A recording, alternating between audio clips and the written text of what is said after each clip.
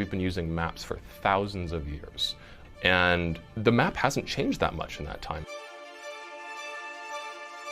What we are now doing is a major step forward in the technology of navigation, orientation, and wayfinding. Live View is a feature that allows pedestrians to know with confidence which direction to go. By being able to hold up your phone and see through the camera both the real world as well as some virtual elements, helping you to navigate to a destination. Live View is really for these moments of confirmation to make sure that you know you're headed in the right direction. We wanted to solve this problem of coming out of the subway and figuring out which way am I supposed to go next. Because oftentimes that blue dot is really inaccurate. We know that people have trouble with the blue dot, and it's not just Google Maps, it's every mapping application. So the way that we recognize where you are is using Street View imagery. By matching what the camera sees against the Street View imagery, we can quite accurately figure out where you are and which direction you're pointed, and use that to tell you where you need to go to get to your destination. And so without Street View, we would not be able to accurately know where you are, and therefore we wouldn't accurately be able to place any objects in your view.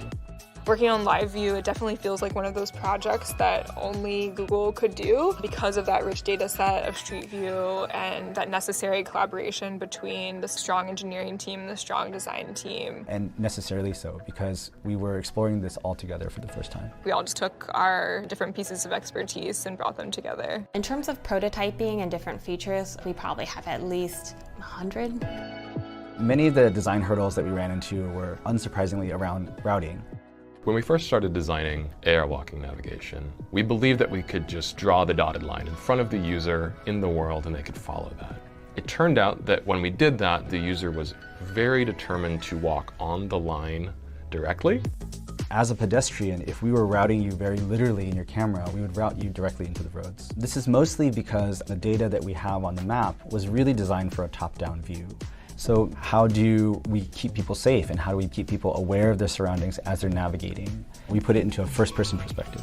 And once we did that, the engineers came in and created something so elegant and yet so simple. The arrows are very stylized, so it's very clear that it's different from the real world.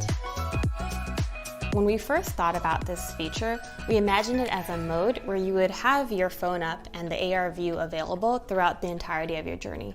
But we realized through user testing pretty early on that that was a really bad idea. You want to make things visible and stand out, but you also don't want to make them distracting. We take user safety very, very seriously. We intend for people to use the AR experience in moments where they figure out where they're going next, put the phone down, and then off they go. Suddenly you can have confidence that you can get to that destination 8 or 10 blocks away in that city where you can't read the signs. And this is where AR is really strong.